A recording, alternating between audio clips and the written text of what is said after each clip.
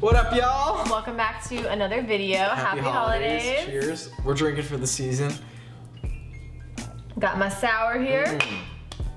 Got that Fort George IPA. Actually, someone suggested we do a blog post on like our favorite vegan beers. I don't know. Coming soon. No, I was just gonna ask, like, are you guys interested in that? I felt like it was kind of random, but also it'd be really fun to do because we drink a lot of beer. Anyways, back to the video. What are we doing today? We're making tamales today, guys. We are. Did I say that super white? Tamales. I said tamales. Tamales. So this is something that I grew up eating, especially during the holiday season.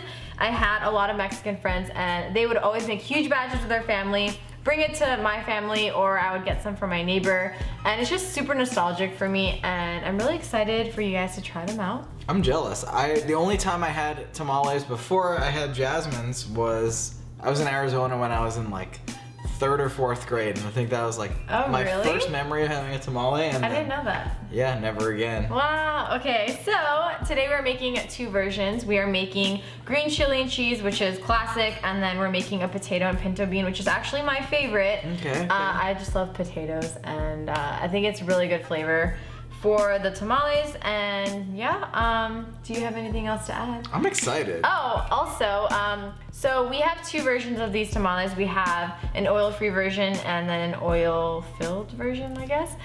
So the oil one was our original recipe, but it was requested that we do an oil-free version. So we have that link down below if you guys want to check that out as well. And we'll talk about it in the video so you guys know when to replace the oil and what to replace it with.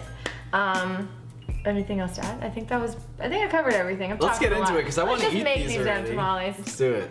First things first, we're going to grab a large bowl or bucket and fill it with hot water, and then we're going to submerge the husks in the hot water, making sure they all get nice and soaked. And this is going to make them more pliable and easy to work with. And then we're going to grab a bowl, fill it with water, and this is going to help weigh them down so they don't pop out. To make our potato and pinto bean filling, in a medium saucepan on medium heat, we'll add in a little bit of veggie broth, and then we'll add in some onions and some garlic. We'll let them cook down a bit until the onions become translucent and the garlic fragrant. This should take just a few minutes. We'll then add in our bell peppers and our potatoes, along with our tomatoes, and we'll just mix that all together and allow it to cook down. This will take a little while, so please be patient. You can add more veggie broth as needed. We'll keep letting this cook down and stirring occasionally. And then we'll add in our spices. We have some cumin and some chili powder. And then we'll just continue to mix everything through, making sure everything is fully combined and coated. We can then cover the pot and let the potatoes cook all the way through, along with the rest of the veggies, which should take just a few minutes. As always, the full recipes will be linked down below. And then we'll add in our pinto beans, along with some cilantro, and we'll just mix that through. And then we'll just add a little bit of salt and pepper to taste. I usually like to add a lot of black pepper because it's my favorite spice. Maybe not my favorite, but it's a good one. And then finally, we'll just use a potato masher or a fork to mash this mixture through. And there you have it. There's your filling. For the second filling, we usually use Anaheim peppers, but we couldn't find them, so instead we are using a mix of bell peppers and jalapenos, and if you can't get those, you can also use canned green chilies. So we are going to roast our chilies. You can also just saute these in a pan as well, but this gives it a really nice flavor. So just place them over an open flame, and we're just going to flip them continuously so that they don't burn. And you want them to be nice and charred on the outside, like so. We're going to place them into a large bowl and cover that bowl, and we're going to allow it to steam in there for 10 minutes. After 10 minutes, we're going to remove the cover, and basically we're just going to peel the outer skin of the peppers. We're using a paper towel here. You can use your hands as well, but these were fairly warm, so I was just doing this for safety reasons. Peel off as much as you can, but if a little remains, it is totally fine. And it is going to get a little bit messy, so I would recommend you do this by a sink if you can. So grab a cutting board and we're going to cut the tops off of the peppers, and then we are going to actually de-seed the peppers. Just do it as best as you can. And then we're going to dice the peppers. They don't have to be that small because you want chunks in the tamales, but just cut them, I guess, to your size preference. Now we'll cook up our green chili and cheese filling. So in a medium pan on medium heat, once again, we'll add a little bit of veggie broth and then some white onions and garlic. And then we'll let that cook down, same as before, until the onions are translucent and garlic fragrant. This takes just a few moments, as you all know by now.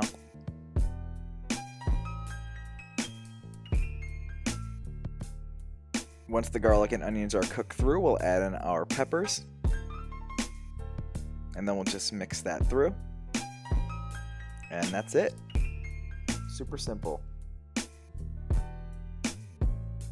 And now for the dough. In a large bowl, we're going to add in some masa harina. This is the base of tamale dough. And then to that, we're adding in salt. We have some baking powder here and turmeric for color, which is optional. Whisk that together until it is nice and uniform. And then as for the liquid ingredients, we have vegetable broth here, as well as some olive oil. You can also use more vegetable broth in place of the olive oil. All the directions will be linked down below for the oil-free recipe. Mix that together until it is nice and uniform. You do want it to be fairly moist, so add more liquid as needed. And you can use this video as reference when you are making your tamales so you can get the dough just right.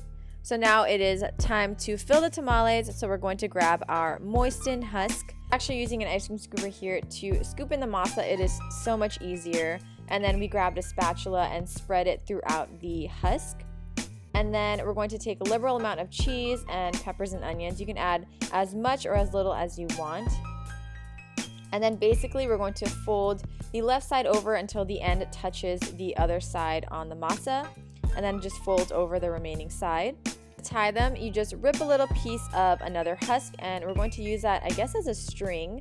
You just tie it around the tamale. We recommend double knotting it. You'll see it in the next tamale that we do. This is the red filling, which is the bean and potato. So we're going to spread the masa, add in the filling, add as much as you'd like, and then we're going to fold it over again and tie it the same way with another piece of husk. And as you can see here, we double knotted it, and we actually recommend doing this instead of a single knot. And that's about it. So you're just going to continue until you fill up all of the tamales and use up all of the filling and masa. You're going to pop them into a steamer pot and steam them for 1 hour. And that's it. We're finally ready to eat. We'll serve it with pico de gallo and dig in. All right, let's do it.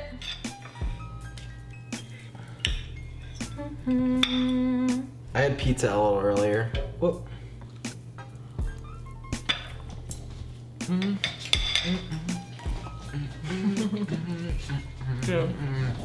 These are actually both the bean ones. Sorry, I'm talking about my I mouth. wanted the chili one. What?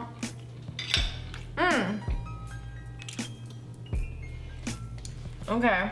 These actually also freeze really well as well. So if you guys want to make a huge batch and then freeze it and then enjoy it like over the next couple of months, you can totally do that as well. So that the notes for that will be in the blog post if you guys want to do that.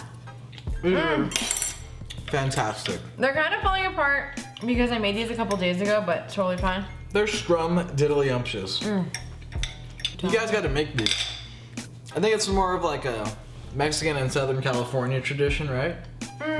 Well, it's derived. I wouldn't say Southern California specifically, but there's a lot of people that make tamales. Like there's like I think Salvadorian tamales. They're like are they Salvadorian? Guatemalan.